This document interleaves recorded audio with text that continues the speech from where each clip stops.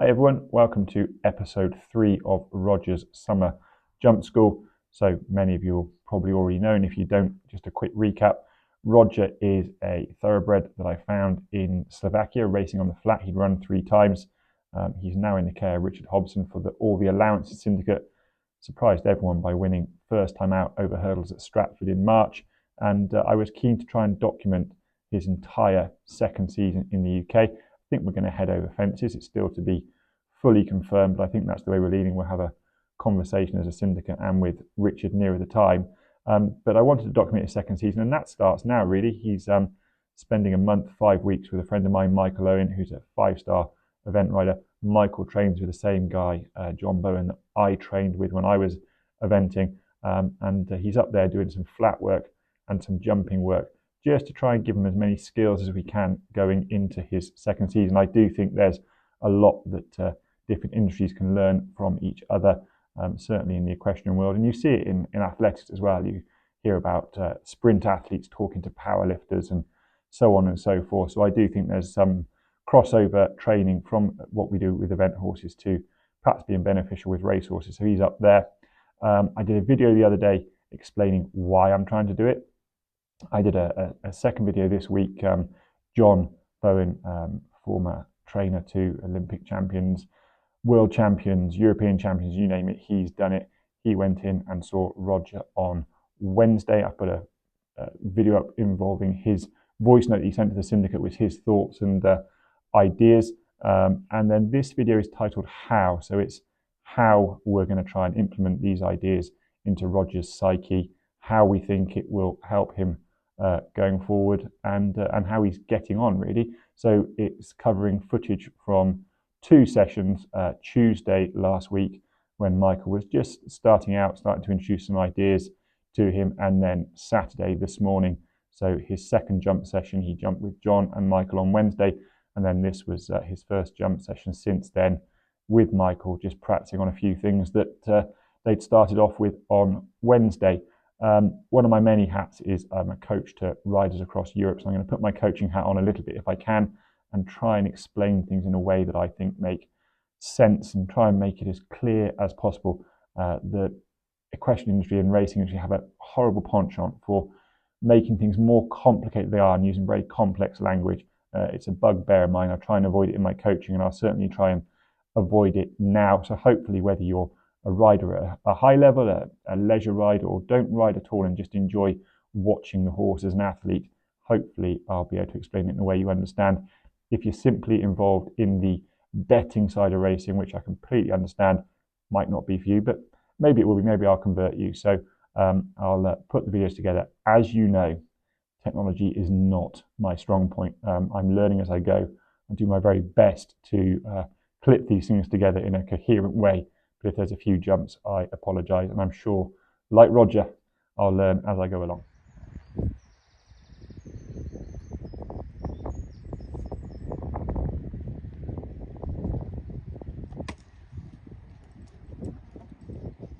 So there, Roger was nice and relaxed through the turn, then got a little bit tight over the poles. His feet were just not quite soft and fluent. He was a little bit anxious. But then the second set of poles was very good. And then when he turned off the right direction, he was supple and elastic over his back, relaxed, looked at what he was doing and used himself in a far better way and let the poles dictate the rhythm, which is what they're there for, to start teaching him about rhythm. And then he comes in canter. Just listen to the slightly in-sharp breath he takes over the first set of poles, like a guttural noise.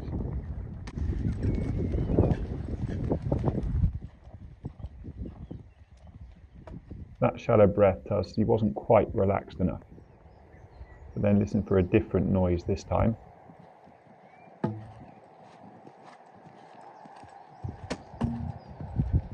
That noise you can hear is high blowing, the sign of a relaxed horse, and it was no surprise that he made a much better job of the poles. Another thing I really like here is that he flicks the first cavaletti, you can hear the noise.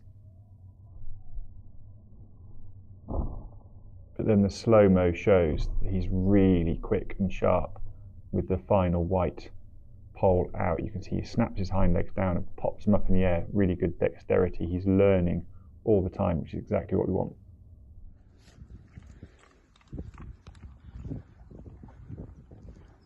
And then Saturday, progression of his work from the week. You can see here he makes a little mistake over the middle cavaletti, but unlike on Wednesday when he made a mistake, he doesn't get as anxious, stays relaxed. Much better over the last cavaletti. Then he's into popping round a little exercise, as John mentioned on his voice note the other day, turning lines, never jumping in a straight line from one fence to the other, certainly not too often. That's very easy for him to do. Curving lines means he's got to think about where he's going on landing, take off, think of every phase of the jump, use his brain to link to his body and his body to his feet.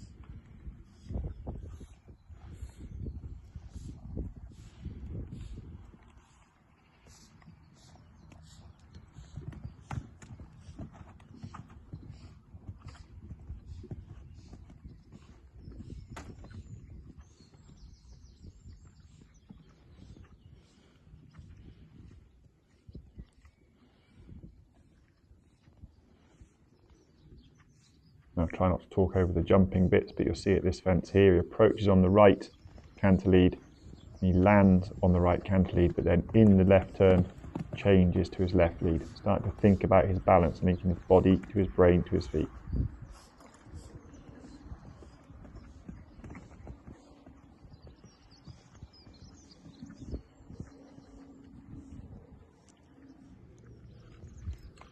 And then to finish the session, just stretching off to cool off at the end, allowing those muscles that have worked, the top line muscles, to stretch down.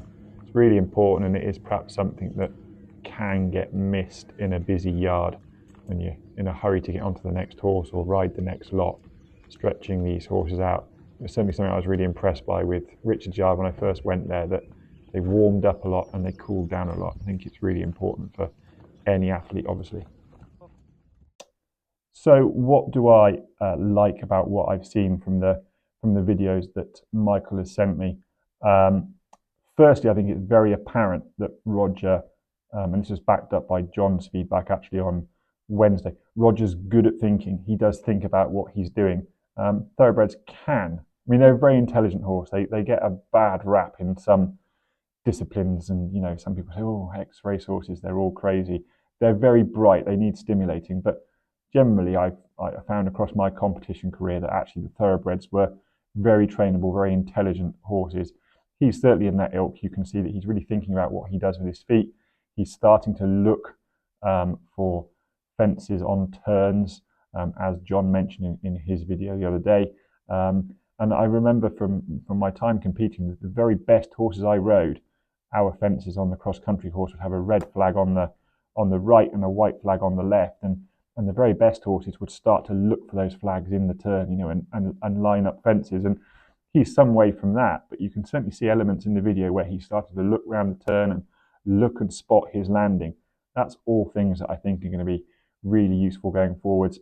And then when we're training sports horses, I used a system called the scales of training. So essentially it's 6 words in an order, with the idea being that if you don't have the first one, you can't have the second one and the third one and so on and so forth. So in order they are rhythm, suppleness, contact, impulsion, which is power, straightness, and collection.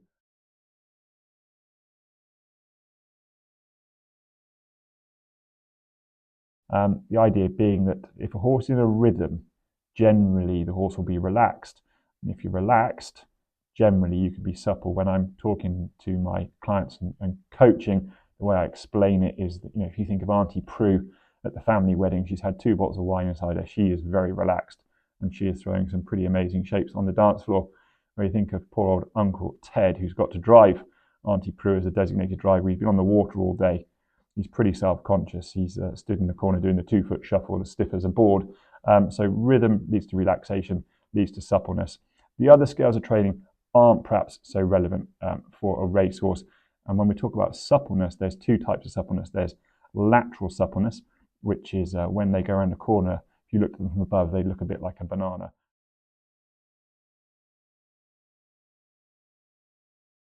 Bending in the middle, and then there's longitudinal suppleness, which is when they from the side look like a rounded bridge over their back, so they're flexing and elastic over the top of their back, or their top line as it's called.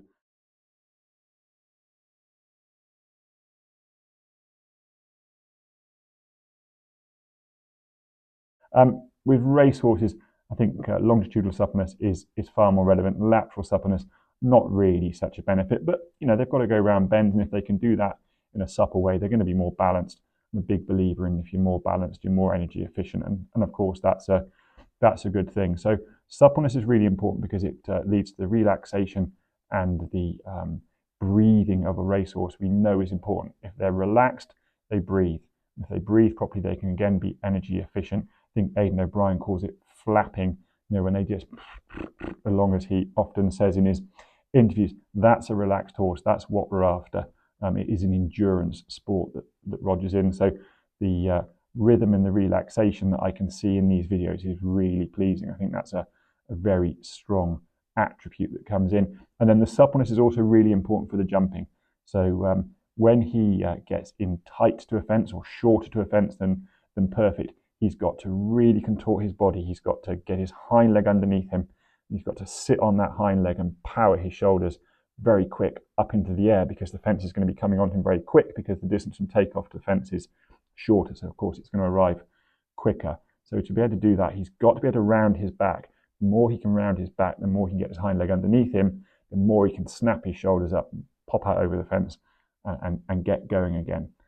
Equally, when he's on a long stride, you can see that he wants to be able to stretch and use his back to gain that reach. Got two images here that demonstrate the short stride. You can see the very vertical angle that the horse got to go on. I mean, that's a far too short stride just to demonstrate the point.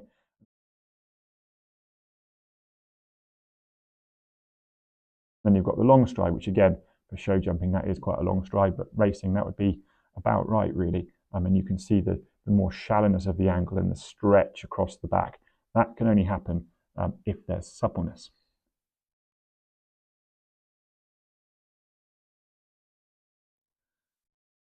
I hope you've enjoyed this episode 3. I'm going to keep them coming, whether you enjoy them or not. I'm determined to strike the right balance and get some good information out there.